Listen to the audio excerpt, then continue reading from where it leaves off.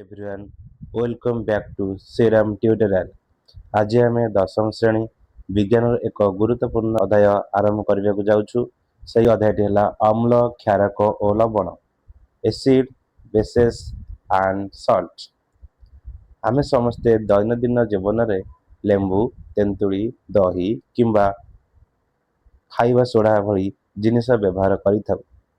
किंतु आपण जानते कि एगुड़िक स्वाद कहीं खटा बा कहीं खारिया लगे, एमानक भितर केउं केमिकल अच्छी एवं आमे याकू केमिति चिन्हिबा से सब आज सहज माध्यम तुमको बुझेबी। तो आज यही प्रथम क्लास रे आमे पूरा स्टार्टिंग रु बेसिक कॉन्सेप्ट क्लियर करिबा।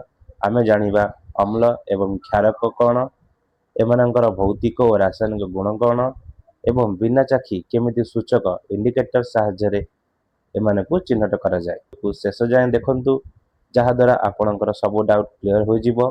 जदि आपण चैनल को नुआ अछंती तेबे एबे ही सब्सक्राइब कर नियंतु एवं वीडियो को लाइक करी सांगन सह शेयर करंतु। चलंतु आरंभ करिबा आजिर क्लास। ये तमरो आज फर्स्ट क्लास रहिबो, तम मानक पई पार्ट 1 रहिबो। मु एमितिका आउ पार्ट 2 पार्ट 3 रे तमर ए अम्ल क्षार लवण रे चैप्टर को पूरा क्लियर करनेबी। तो स्टार्ट करिबा उपक्रम। अम्ल विषय किछि अम्लर साधारण गुण जानिबा। तो अम्ल कहले कौन बुझुचे आमे ना, अम्ल पाटी को खटा लगे, अम्ल नील लिटमस को लाल कर दिए, यह क्षारीय गुणर प्रभाव को प्रतिहित करिଥାଏ। बुझिला तीनटा पॉइंट, ए तीनोटी पॉइंट को मन रखिबो। देन आमे पढ़िबा क्षारकर। क्षारकर साधारण गुण पढ़िबा। क्षारक साधारण गुण कौन ना, क्षारक पाटी को खारिया लगे, यह लाल लिटमस को नील कर दिए, सेमिति यह अम्लीय गुणर प्रभाव को प्रशमित करे। यह क्षारीय गुण प्रभाव को प्रशमित करिଥାଏ कि अम्ल, किंतु क्षारक कौन करिवो ना अम्लीय गुणर प्रभाव को प्रशमित करिवो। बुझिला तो अम्ल पाटी को खट्टा लागिवो, क्षारक पाटी को खारिया लागिवो, नील लिटमस को लाल करिवो, क्षारक लाल लिटमस को नील करिवो। ओके, लिटमस द्रवण। लिटमस द्रवण आमर सब क्वेश्चन एठु आसुची। लिटमस द्रवण एक नील लोहित रंजक। लिटमस द्रवण एक नील लोहित रंजक। यह थालोफाइटा श्रेणी शैवालिका बा लाइकेन रु निष्कासन करा जाय थाए। मन रखिबो थालोफाइटा श्रेणी नील लोहित रंजक। तापरे यह प्राकृतिक सूचक भावे व्यवहार करा जाय। यह गोटे प्राकृतिक सूचक।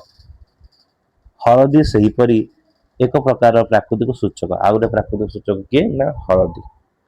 अम्ल और क्षारक परीक्षा करिबा पई मिथाइल ऑरेंज फेनल पैथालिन परी संश्लेषित सूचक गुडी को मध्य व्यवहार करा जाय। ताले एठी आ गोटे क्वेश्चन उठुची, संश्लेषित सूचक कोन माने संश्लेषित सूचक हमकु की बुझेबो ना, मिथाइल ऑरेंज आ फेनल पैथालिन ए दिटा होची कोन संश्लेषित सूचक। प्राकृतिक सूचक की ना, प्राकृतिक सूचक होची हमरो लिटमस आ कोन हळदी। बुझिरा तो देन नेक्स्ट जीवा। लिटमस द्रवण अम्ल किंबा क्षारीय नुहे सेतेबेले यह वर्ण नील लोहित वर्ण होइଥାଏ। जते लिटमस द्रवण टा अम्ल होई नथिबो किंबा क्षारीय होई नथिबो, जते लिटमस द्रवण अम्ल किंबा क्षारीय नुहे सेतेबेले यहर वर्ण नील लोहित हुए। हला तापरे पढिबा प्राकृतिक अम्ल और क्षारक सूचक। संश्लेषित सूचक, प्राकृतिक सूचक। प्राकृतिक सूचक रे हम दुईटा पढिथिले, गोटे होची लिटमस आ गोटे होची हळदी। देन आगु को आहुरी मध्यम पढिबा किए प्राकृतिक सूचक रे जाउछंती। देखो प्राकृतिक सूचक रे किए जाउछंती ना, हमर मन रखियो प्राकृतिक सूचक रे किए जाउछंती ना, अम्ल क्षारक सूचक गुडी को होची रंजक। रंजक गुडी कर मिश्रण माने गोटिए किबा दुईटी हमर रंजकर मिश्रण रे हमर प्राकृतिक सूचक सृष्टि होई थाए। एगुडी को अम्ल और क्षारकर उपस्थिति रे सूचना देई थाए, जा फल कि हमें ताको व्यवहार करूची। तो लाल बंधाकोबी पत्र, हळदी आ केतक फूल, फूलर ना सब कहूची मन रखिबो, hydrangea, then petunia, then geranium. ए तीनोटी फूलर ना मन रखिबो, hydrangea, hydrangea, petunia, geranium. Then लाल बंधाकोबी पत्र आ हळदी आ सब पड़थिले लिटमस। एगुडी को सब प्राकृतिक सूचक। कहला देखि संश्लेषित सूचक की ना, मिथाइल ऑरेंज आ को ଫେନଲ ପାଥଲେନ୍ ହେଉଛି ସଂଶ୍ଲେଷିତ ସୂଚକ, ଏଗୁଡିକ ହେଉଛନ୍ତି ପ୍ରାକୃତିକ ସୂଚକ। ପଢିବା ବୁଝିହେଉଛି ନା ନାଇଁ? ଅମ୍ଳ ଓ କ୍ଷାରକର ରାସାୟନିକ ଧର୍ମ ଆମେ ପଢିବା। ତମର କଣ ଦେଇଛି ନା ତମକୁ ସେ ଦେଇଛି ଆମର ଏସିଏଲ ଗୋଟିଏ ଅମ୍ଳ। ସେ କଣ କରିବ ନୀଳ ଲିଟମସ ଦ୍ରବଣରେ ଯେତେବେଳେ ପକଉଛେ ସେ ଦ୍ରବଣଟା କଣ କରିଦବ ଲାଲ କରିଦବ। ଲାଲ ଲିଟମସ ଦ୍ରବଣରେ ଅମ୍ଳ ତ କିଛି ଚେଞ୍ଜ କରିବନି, କିଛି ବି ଚେଞ୍ଜ ହବନି। ଓକେ, ତାପରେ ଫିନୋଲ ପାଥଲେନ୍ ଦ୍ରବଣରେ ଅମ୍ଳଟା କଣ ହେଇଯିବ ବର୍ଣ୍ଣହୀନ ହେଇଯିବ। ମିଥାଇଲ ଅରେଞ୍ଜ ଦ୍ରବଣରେ ଅମ୍ଳଟା କଣ ହେଇଯିବ ଲାଲ ହେଇଯିବ। ଏଗୁଡିକୁ ସବୁ ମନେ ରଖିବ। ସେମିତି H2SO4 ଯେତେକ ସବୁ ଅମ୍ଳ ଗୁଡିକ ନୀଳ ଲିଟମସ ଦ୍ରବଣକୁ ଲାଲ କରିବ। ଓକେ, ଆଉ ସେ ଯେତେକ ସବୁ ଅମ୍ଳ ଗୁଡିକ ଫିନୋଲ ପାଥଲେନ୍ କୁ କଣ କରିବ ବର୍ଣ୍ଣହୀନ କରିବ। ଯେତେକ ସବୁ ଅମ୍ଳ ଗୁଡିକ ମିଥାଇଲ ଅରେଞ୍ଜ କୁ ଲାଲ କରିବ। ଏଗୁলো ସବୁ ମନେ ରଖିଦବ ହେଲା। ତାପରେ ଦେଖ କ୍ଷାରକ ଦେଖିବା। ଯେତେ ସବୁ କ୍ଷାରକ ଗୁଡିକ ସେ କଣ କରିବ ନା ଲାଲ ଲିଟମସ କୁ ନୀଳ କରିବ। ଯେତେ ସବୁ କ୍ଷାରକ ଗୁଡିକ ଫିନୋଲ ପାଥଲେନ୍ କୁ ଗୋଲାପୀ କରିଦବ, ଗୋଲାପୀ ପିଙ୍କ କରିଦବ। ଯେତେ ସବୁ କ୍ଷାରକ ଗୁଡିକ ମିଥାଇଲ ଅରେଞ୍ଜ କୁ ହଳଦିଆ କରିଦବ। ବୁଝିଲା ତ? ଆଉ ଥରେ କହୁଛି ଦେଖ, ଯେତେ ସବୁ ଅମ୍ଳ ଗୁଡିକ ନୀଳ ଲିଟମସ କୁ ଲାଲ କରିବ, ଫିନୋଲ ପାଥଲେନ୍ ଦ୍ରବଣକୁ ବର୍ଣ୍ଣହୀନ କରିବ।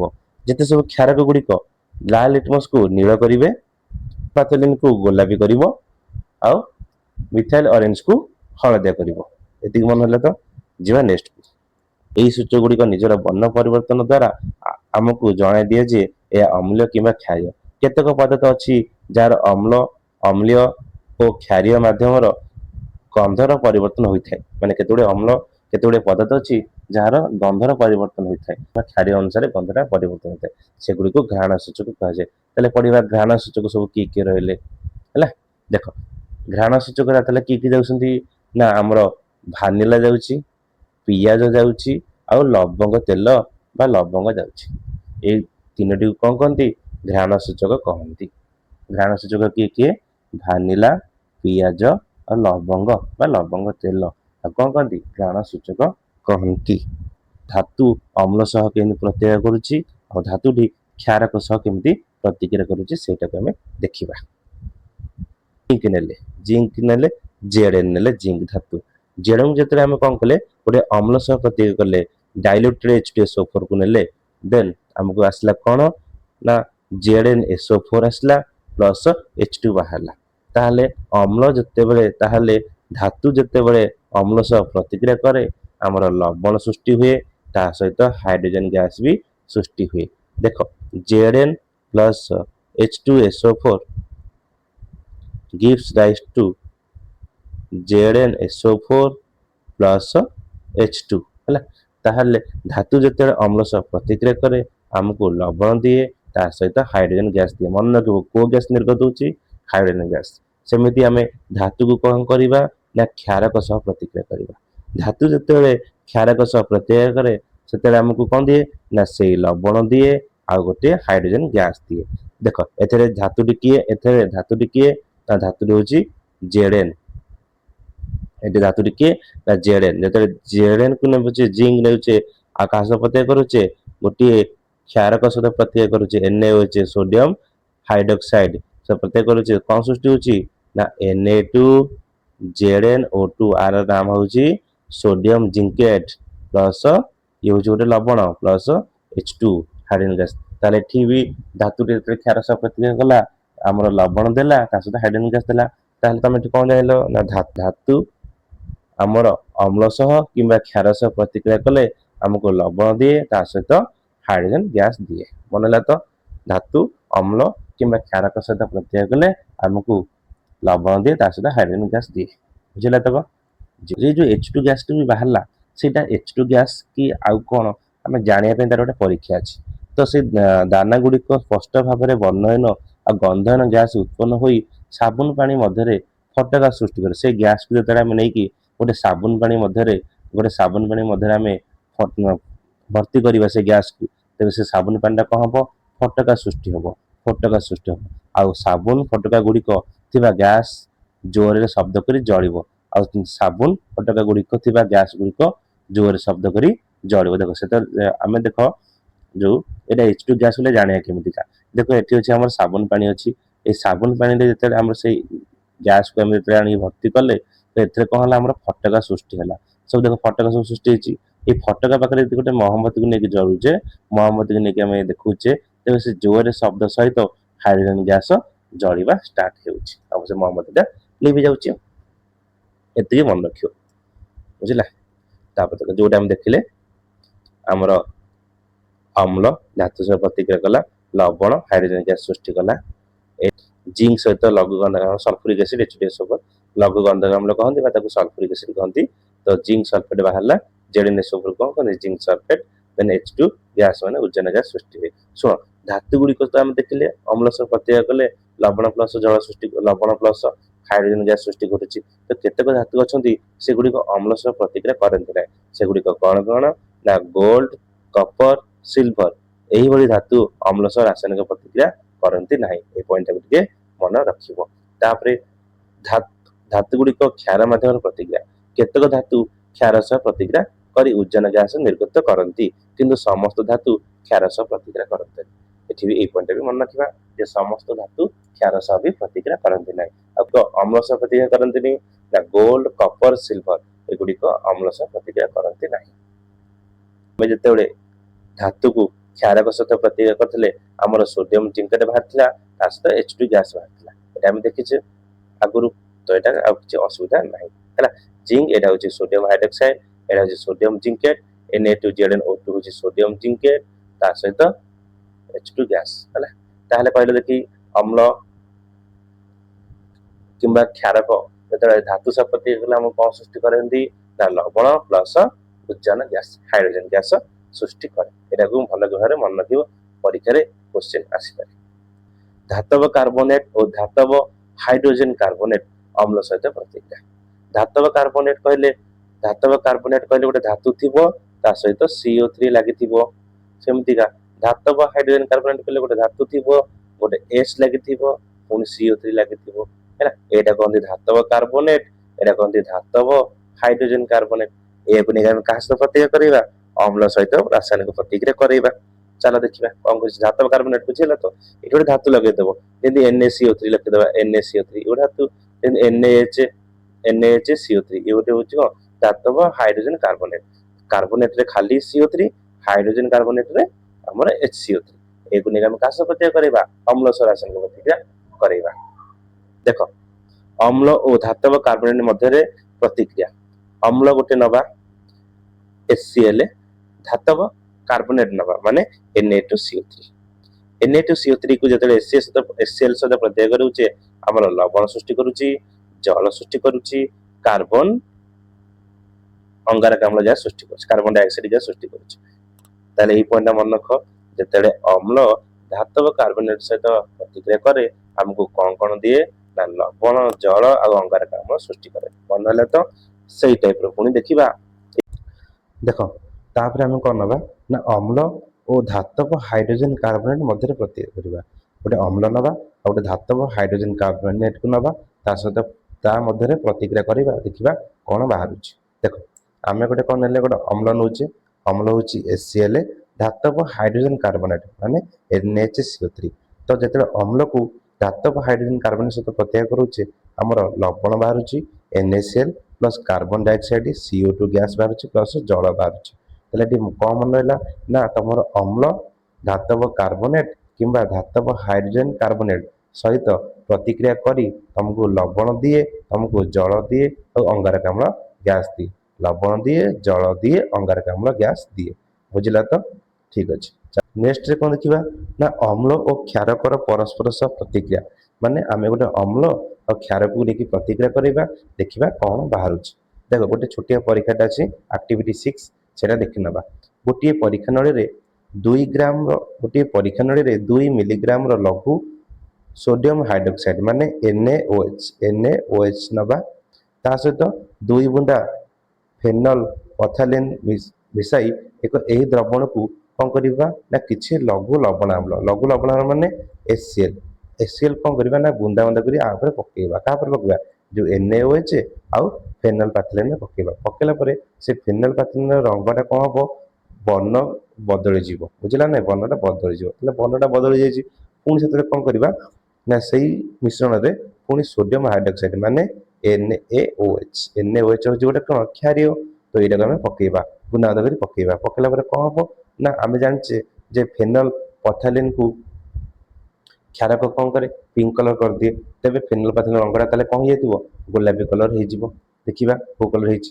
ଦେଖ ଏପଟେ ଦେଲା ଯେ ଫେନଲ ପାଥଲିନ ଦ୍ରବଣର କ'ଣ ହେଇଯାଏ ଗୋଲାପୀ ବର୍ଣ୍ଣ ହୋଇଯାଏ। ବୁଝିପାରିଲେ ନା ବୁଝିପାରିଲେନି? ତାହେଲେ ସିଦ୍ଧାନ୍ତରେ ଆମେ କ'ଣ ପାଇଲେ ନା ଉପର ପରୀକ୍ଷାରେ ଜଣାପଡ଼ିଲା ଯେ ଗୋଟିଏ କ୍ଷାରକର ପ୍ରଭାବକୁ ଗୋଟିଏ ଅମ୍ଳ ନିଷ୍ଫଳ କରୁଛି ଏବଂ ଗୋଟିଏ ଅମ୍ଳର ପ୍ରଭାବକୁ ଗୋଟିଏ କ୍ଷାରକ ନିଷ୍ଫଳ କରୁଛି। এই ପଏଣ୍ଟଟା ତମେ ମନେ ରଖିବ। ବୁଝୁଛି ନା ନାଇଁ? ତ ଇକ୍ୱେସନ କହିଲେ ଆମେ କ'ଣ ବୁଝିବା ନା ଇକ୍ୱେସନ ଆମେ ଏମିତି ମାଧ୍ୟମରେ ବୁଝିବା ଯେ NaOH ମାନେ ଗୋଟେ କ୍ଷାରକ, HCl ଗୋଟେ ଅମ୍ଳ, ଅମ୍ଳ ପ୍ଲସ କ୍ଷାରକ ମିଶିଲେ କ'ଣ ହେଉଛି ଲବଣ ପ୍ଲସ ଜଳ ହେଲା। ଗୋଟେ କ୍ଷାରକ ଆଉ ଗୋଟେ ଅମ୍ଳ ମିଶିଲେ ଆମକୁ କହୁଛି ଲବଣ ପ୍ଲସ ଜଳ। ତେବେ ଡେଫିନେସନ କ'ଣ ଆସିବ ନା ଗୋଟିଏ ଅମ୍ଳ ଗୋଟିଏ କ୍ଷାରକ ମଧ୍ୟରେ ରାସାୟନିକ ପ୍ରତିକ୍ରିୟା ଘଟି ଲବଣ ଓ ଜଳ ଉତ୍ପନ୍ନ ହୁଏ। ଏହି ରାସାୟନିକ ପ୍ରତିକ୍ରିୟାକୁ ପ୍ରଶମନୀକରଣ କୁହାଯାଏ। ବୁଝିପାରିଲ? ପ୍ରଶମନୀକରଣ କହିଲେ କ'ଣ ବୁଝ? ପ୍ରଶମନୀକରଣ କହିଲେ କ'ଣ ବୁଝିହେଲା?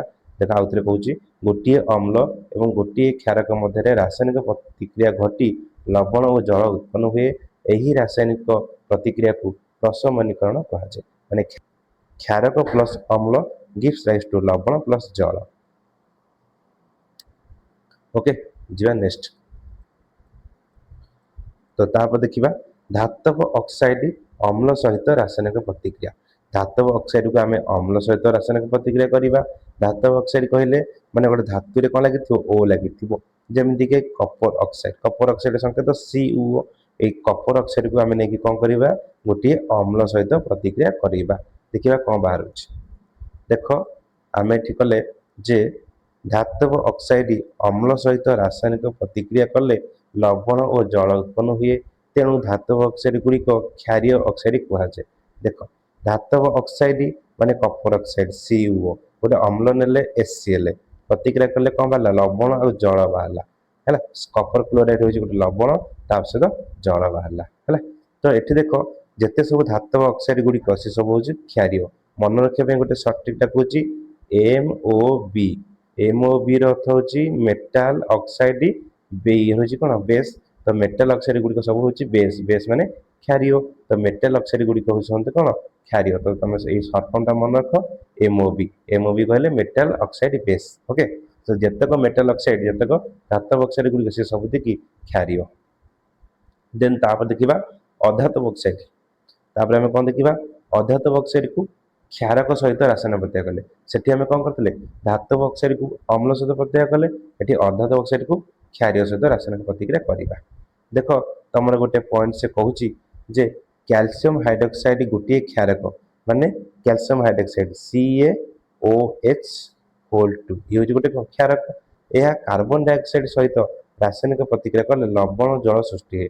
ଗୋଟେ କାର୍ବନ ଡାଇଅକ୍ସାଇଡ CO2 ଆ ସହିତ ରାସାୟନିକ ପ୍ରତିକ୍ରିୟା କଲେ ଆମର କ୍ୟାଲସିୟମ କାର୍ବୋନେଟ ମାନେ CaCO3, କ୍ୟାଲସିୟମ କାର୍ବୋନେଟ ପ୍ଲସ ଜଳ, ଜଳ ତ ଜାଣିଛ H2O ହେଲା, ଲବଣ ପ୍ଲସ ଜଳ ଉତ୍ପନ୍ନ ହୁଏ।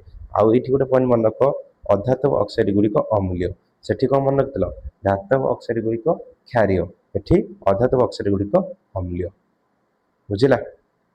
ତ ତମର ବି ଏଇ ଇକ୍ୱେସନଟା ଆମେ କାହାକୁ ନେଇ କହିପାରିବା ନା ତମର ଏଇ ଇକ୍ୱେସନଟା ଯିବ କୋଉଥିରେ ନା ତମର ଯିବ ଚୂନ ପାଣି କାର୍ବନ ଡାଇଅକ୍ସାଇଡ ସହିତ ଅଙ୍ଗାରକାମ୍ଳ ସହ ପ୍ରତିକ୍ରିୟା। ପଚାରିପାରିବ ଚୂନ ପାଣି କହିଲେ CaOH2, କାର୍ବନ ଡାଇଅକ୍ସାଇଡ କହିଲେ CO2। ଚୂନ ପାଣି କାର୍ବନ ଡାଇଅକ୍ସାଇଡ ସହ ପ୍ରତିକ୍ରିୟା କଲେ କ'ଣ ଉତ୍ପନ୍ନ ହୁଏ? କ'ଣ ଉତ୍ପନ୍ନ ହୁଏ? କ୍ୟାଲସିୟମ କାର୍ବୋନେଟ ଉତ୍ପନ୍ନ ହୁଏ, ଚୂନ ପଥର ଉତ୍ପନ୍ନ ହୁଏ ପ୍ଲସ ଜଳ ଉତ୍ପନ୍ନ ହୁଏ। ଏତିକି ବର୍ତ୍ତମାନ ପଢିଲେ ତ ସେ ଭିତରୁ 4-5ଟି କୋଶ୍ଚିନ୍ ଅଛି। ସେ କୋଶ୍ଚିନ୍କୁ ଆମେ ଭଲ ଭାବରେ ପ୍ରାକ୍ଟିସ୍ କରିବା, ଯେଉଁ କୋଶ୍ଚିନ୍ ଗୁଡ଼ିକ ତମର ପରୀକ୍ଷାରେ ଆସିବାର ସମ୍ଭାବନା ଅଛି। ତ ଦେଖ କୋଶ୍ଚିନ୍ ଗୁଡ଼ିକ କ'ଣ ଦେଇଛି। ପିତ୍ତଳ ଏବଂ ତମ୍ବା ପାତ୍ରରେ କାହିଁକି ଦହି ଓ ଖଟା ଜିନିଷ ରଖାଯାଏ ନାହିଁ? ନା ଦେଖ ଗୋଟେ ପଏଣ୍ଟ ହେଉଛି ଦହି ଓ ଅନ୍ୟାନ୍ୟ ଖଟା ଜିନିଷ ବିଭିନ୍ନ ପ୍ରକାର ଅମ୍ଳ ଥିବାରୁ ସେଗୁଡ଼ିକ ତମ୍ବା ଓ ପିତ୍ତଳ ସହ ପ୍ରତିକ୍ରିୟା କରି କପର 2 ଓ ଜିଙ୍କ 2 ଯୌଗ ସୃଷ୍ଟି କରେ। ବୁଝିଲା ନା? କପର 2 ଆଉ ଜିଙ୍କ 2 ଯୌଗ ସୃଷ୍ଟି କରେ। ତ ଏହି ଯୌଗ ଗୁଡ଼ିକ ମନୁଷ୍ୟ ଶରୀର ପାଇଁ ବିଷ ଭଳି କାର୍ଯ୍ୟ କରୁଥିବାରୁ ଆମେ ଦହି ଓ ଖଟାକୁ ପିତ୍ତଳ ଏବଂ ତମ୍ବା ପାତ୍ରରେ ସେବନ କରୁନାହୁଁ। ବୁଝିଲା ନାହିଁ? ତ ଏଇଠିକୁ ତମର ଗୋଟେ ପଏଣ୍ଟ ଆସିବ ପିତ୍ତଳ ପିତ୍ତଳ କାହାକୁ ନେଇକି ସୃଷ୍ଟି ନା ତମ୍ବା ଆଉ ଦସ୍ତା। ସେମିତି ବ୍ରୋଞ୍ଜ କଂସା କାହାକୁ ନେଇକି ସୃଷ୍ଟି ତମ୍ବା ଆଉ ଟିଣ। ଏଇ ଦୁଇଟା ପଏଣ୍ଟ ମନେ ରଖିବ। ଆକୁ ଆମେ ଧାତୁ ଅଧାତୁ କ୍ଲାସରେ ପଢିବା। 2 ନମ୍ବର କ୍ୱେଶ୍ଚିନ୍ 2 ନମ୍ବର କ୍ୱେଶ୍ଚିନ୍ କ'ଣ କହୁଛି ନା ଗୋଟିଏ ଅମ୍ଳ ଗୋଟିଏ ଧାତୁ ସହିତ ରାସାୟନିକ ପ୍ରତିକ୍ରିୟା କଲେ ସାଧାରଣତଃ କେଉଁ ଗ୍ୟାସ ଉତ୍ପନ୍ନ ହେବ? କେଉଁ ଗ୍ୟାସ ଉତ୍ପନ୍ନ ହେବ? ଉଦାହରଣ ସାହାଯ୍ୟରେ ବୁଝାଇ ଦିଅ। ଏହି ଗ୍ୟାସ ଉପସ୍ଥିତିରେ କିପରି ପରୀକ୍ଷା କରିବା? ମାନେ ଏଇଟା ଉଜାନ ଗ୍ୟାସ ବୋଲି ଆମେ କେମିତି ଜାଣିବା? ଦେଖ ଅମ୍ଳ ଯେତେବେଳେ ଧାତୁ ସହ ରାସାୟନିକ ପ୍ରତିକ୍ରିୟା କଲେ ଉଜାନ ଗ୍ୟାସ ସୃଷ୍ଟି ହୁଏ। କେମିତି ଇକ୍ୱେସନଟା କହୁଛି ଦେଖ। ଯେତେବେଳେ ଗୋଟେ ଅମ୍ଳ ନବା ଆଉ ଗୋଟେ ଧାତୁ ନବା, ବୁଝିପାରୁଛ ନା ନାଇଁ? ଧାତୁ ନେଲେ ଜିଙ୍କ ଗୋଟେ ଧାତୁ ନେଲେ ଅମ୍ଳ ସହ ପ୍ରତିକ୍ରିୟା କଲେ sulphuric acid H2SO4 ZnSO4 + H2। ଏଠି କୋଉ ଗ୍ୟାସ ଉତ୍ପନ୍ନ ହେଲା? ଉଜାନ ଗ୍ୟାସ ଉତ୍ପନ୍ନ ହେଲା ବା ହାଇଡ୍ରୋଜେନ ଗ୍ୟାସ ଉତ୍ପନ୍ନ ହେଲା। ଏଇଟା ହାଇଡ୍ରୋଜେନ ଗ୍ୟାସ କି ଆଉ କୋଉ ଗ୍ୟାସ ଆମେ ଜାଣିବା କେମିତି? ନିର୍ଗତ ଗ୍ୟାସକୁ ସାବୁନ ପାଣି ମଧ୍ୟରେ କ'ଣ କରିବା? ପ୍ରବାହିତ କଲେ ଦ୍ରବଣ ମଧ୍ୟରେ ଗ୍ୟାସର ଫଟକା ସୃଷ୍ଟି ହେବ। ସେ ଯେଉଁ ଦ୍ରବଣ ମଧ୍ୟରେ ସାବୁନ ପାଣିଟା କ'ଣ ହେବ? ଫଟକା ସୃଷ୍ଟି ହେବ। ଆଉ ଗ୍ୟାସ ପୂର୍ଣ୍ଣ ଫଟକା ଗୁଡ଼ିକ ନିକଟକୁ ଆମେ ଯଦି ଗୋଟେ ଜଳନ୍ତା ମହମବତୀକୁ ନେଇକି ରଖିବା, ସେ ଫଟକା ଗୁଡ଼ିକ କ'ଣ ହେବ?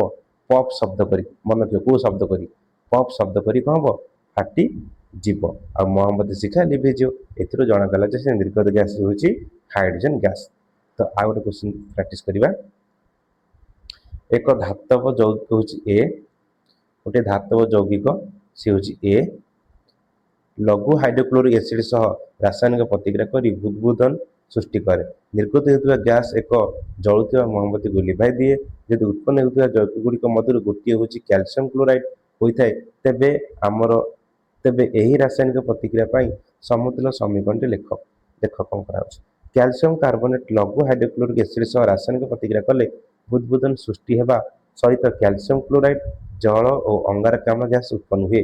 ଏ ଭେରି ଇମ୍ପୋର୍ଟାଣ୍ଟ କ୍ୱେଶ୍ଚିନ୍, ଭଲ କି ପ୍ରାକ୍ଟିସ୍ କରିବ।